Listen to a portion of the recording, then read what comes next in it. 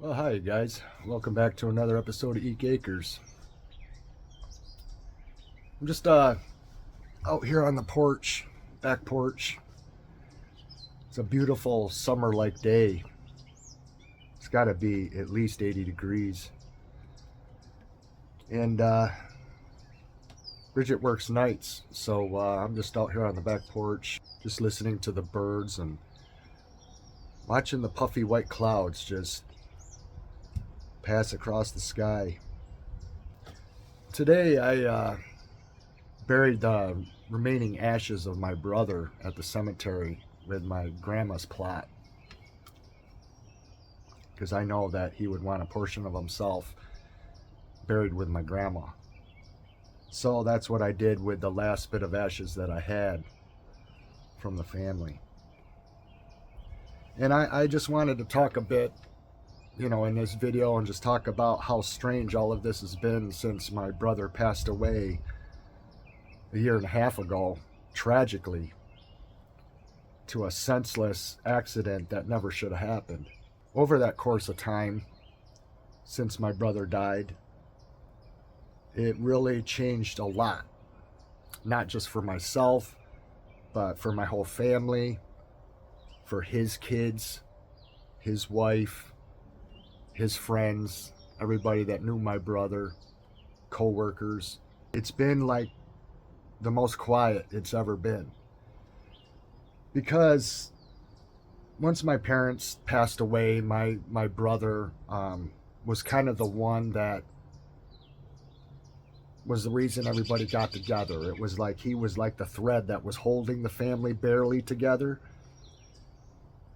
And then since he died, that ended everything.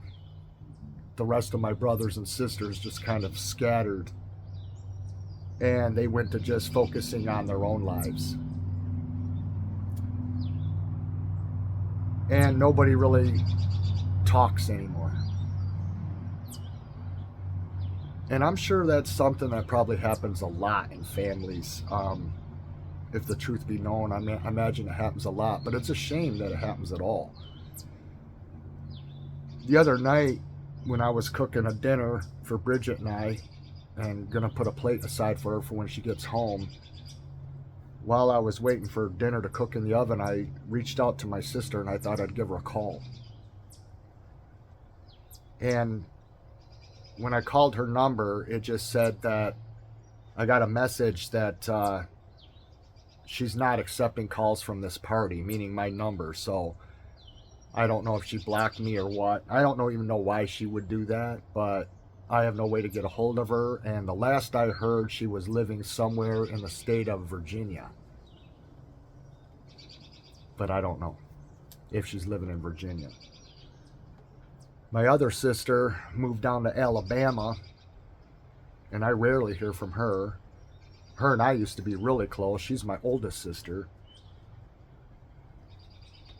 And we used to talk all the time. All the time. Now we rarely talk. And my other brother, who used to go camping and hiking with Todd and I, it was the three of us. He and I are so different. I mean, I don't think two brothers could be any more different than he and I are. We're just way on different levels. I mean, what I like and the things I do in life is totally different than what he likes and what he does in life. And we just never really, outside of the outdoors, we have like nothing in common. So growing up with him, we really didn't grow up together. He was older than me, and he got into dating before I did, and so he started living life before I got to that level, and we didn't really talk or spend time together. We weren't raised like traditional brothers are. My brothers were older than me, so my other brothers, they did what they did together, but they always did everything together like best friends.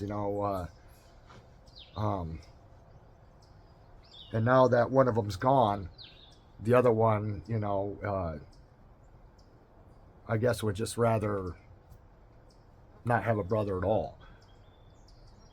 So that's how it's been. I don't hear from my sisters. The one I reached out to that's somewhere in Virginia working in a bakery, that's the last I heard. I have a feeling I'll probably never see or hear from her again. That's the way she wants to be. MIA, have nothing to do with the family. Because I grew up in a dysfunctional family where nobody was close. Nobody said how they felt for each other, things like that. Boy, the flies are getting bad again. You know, so when that happens, you just, what can you do? You just go through life, and it's like, okay, you know, well, if your siblings don't want anything to do with you and everybody just wants their own life, you know, I can respect that. I mean, if that's what they want, that's fine. It's just a shame. And it's kind of strange because it's like one day you got a family and then the next day you don't. Just like that. It's like everything stops. You don't hear from anybody anymore. You don't see anybody anymore. It's kind of like the same thing that happened with my friends after they all passed away. It's just like the ones that were left scattered and moved out of state, and nobody stayed in touch, and you just don't hear from them anymore. And you know, so, you know, I know I'll be living the rest of my life and probably never see any of my siblings again. I mean, I've got two deceased sisters and a deceased brother, and I got another one that's soon going to be deceased because he's 74 and he lives in Mechanicsburg, Pennsylvania somewhere. And the last time I heard from him was, God, I don't know, 1999. He's my oldest brother. And so, yeah, it's just kind of a weird thing, you know, but when I sit like this by myself and I just think about life and the world, and I look at the sky and I watch the clouds go by, I know that somewhere out there beyond these clouds, beyond this blue sky that we see here from the planet, that there's a heaven. I believe that. And I believe that all my deceased friends and relatives and everybody I knew was there that have gone on before me. I believe that 100%. I just sometimes wonder if I'm going to make it there or not. I kind of think of it like a high-end country club. And very few really make it there. I don't know. I really don't know what to think about it. But I believe it exists. I believe it's a real place that's beyond our reality, another dimension. It's where people go when they die, if they're good enough. And if I do make it there, I believe I will see them again. And I always wondered, what would that be like? I mean, really, what would that be like? That would have to be mind-blowing. So being that I believe that, and I know that in my heart, because I've had a lot of confirmation in my life that's true. I don't need anybody to preach anything to me. I know it for myself. And I'm glad I know it. Because it makes me not afraid to die at all. I'm ready to go at any time. It doesn't bother me. I just worry about how I'm going to go. I'm more afraid of that than death itself. Death I'm not afraid of. I've already died once and saw the other side, so I know we continue. But it puts things into perspective, and it tells me that things in this world aren't as important as we think they are. You know, we get wrapped up in stuff, and I've talked about it before, and I'm not going to elaborate about it again, but it's just that sometimes people get a little deep into this world and worry about superficial things that in the end don't matter at all. And that's where my mindset always is.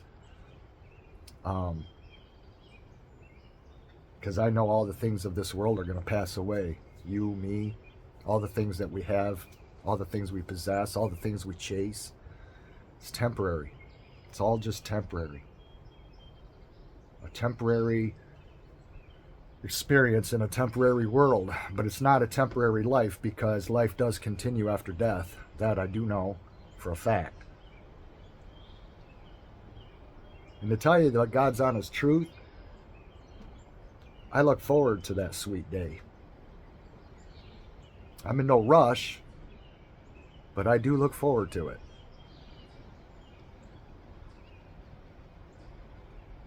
And until then, all I can do is just live my life and make the most out of the life God gave me.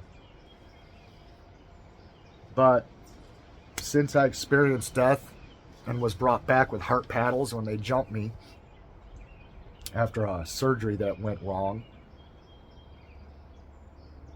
it was the anesthesia that they had a problem with. Since that happened, it changed me forever. That experience, as well as the experience that I had when I was 17 in the hospital and I had an angel stay with me for 7 nights that only I could see. And she brought me tangible physical things. I talked about that before on my channel. It was those 2 things that changed my life forever. Now it's just the little things in life that I enjoy. Taking a ride down a dirt country road on a beautiful sunny summer afternoon. Going to the lake with an ice cream cone, watching the sunset.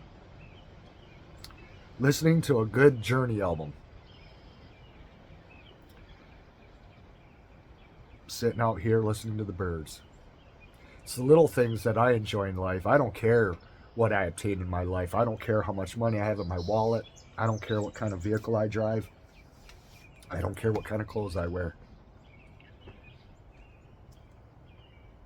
And I surely don't care what people think about me. The only thing that matters to me is what God thinks about me. That's it. That's the only one that matters. But I enjoy the little things in life, because chasing things and getting yourself all wrapped up over things that could take years or decades when it's only a temporary situation is kind of foolish to me. I don't waste my time with those things. I enjoy the little things, the gifts that God gave us that is in everyday life. Those are the things that are priceless and mean more to me than anything I could afford to purchase. Because how much fun would it give you anyway? How much joy would it give you anyway? A lot of times the things that we possess in life are nothing but a headache. It's the people, it's the memories, and it's the experiences. That's all that matters. Nothing else. And this is something that I think about every day that I wake up. Every morning over coffee. Every evening during every sunset. I think about that same thing again and again. And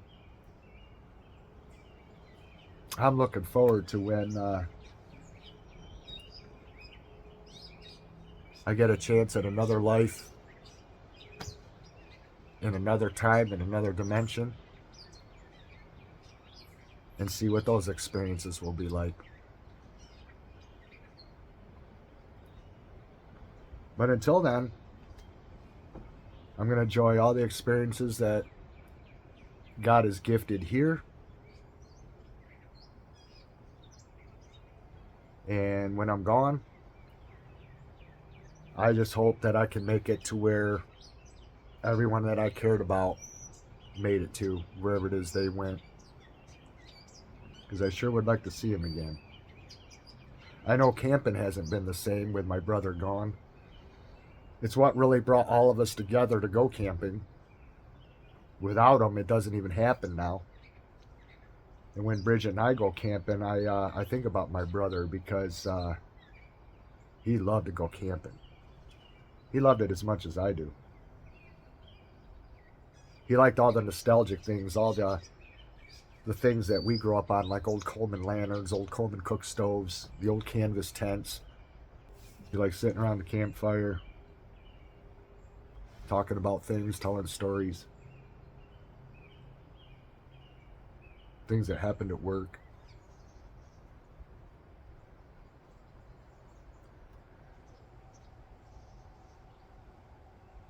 So yeah, life has been pretty quiet. You don't have any more family to talk to. It's different. But my family now is Bridget and little Gigi, and we're making the most of it. And I welcome all the new experiences that await her and I this year and beyond. And I'll always remember my brother, and I'll remember those camping trips and those weekends we went camping and places we've gone camping and all the things that were talked about around those campfires.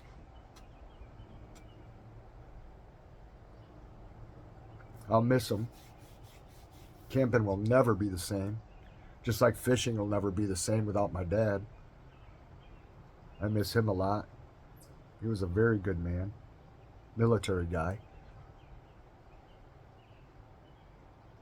I could barely remember what my dad even sounded like because he's been dead for 23 years. I can barely remember what he even sounded like. My mom's been dead, I think, 8 years now. Hard to believe. My sister Lynn, she passed away, I think 4 years ago, of brain cancer.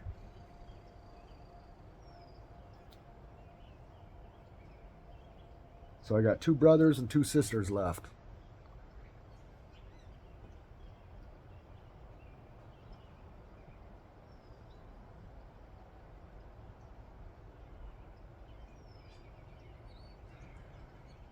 So, if I can leave you with any message at all, is that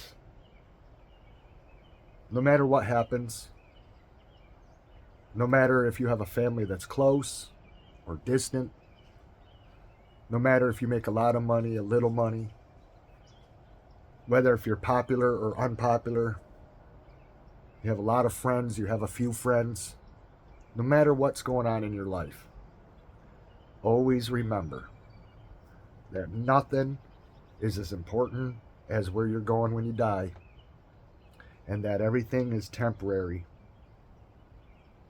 and that in the end, everything will be all right.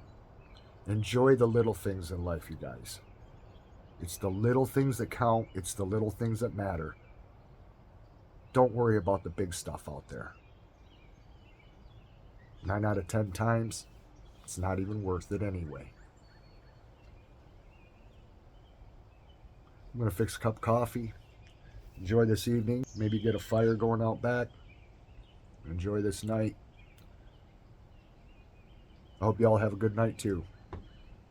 Thanks for watching, you guys. We'll see you again in the next one. Bye-bye.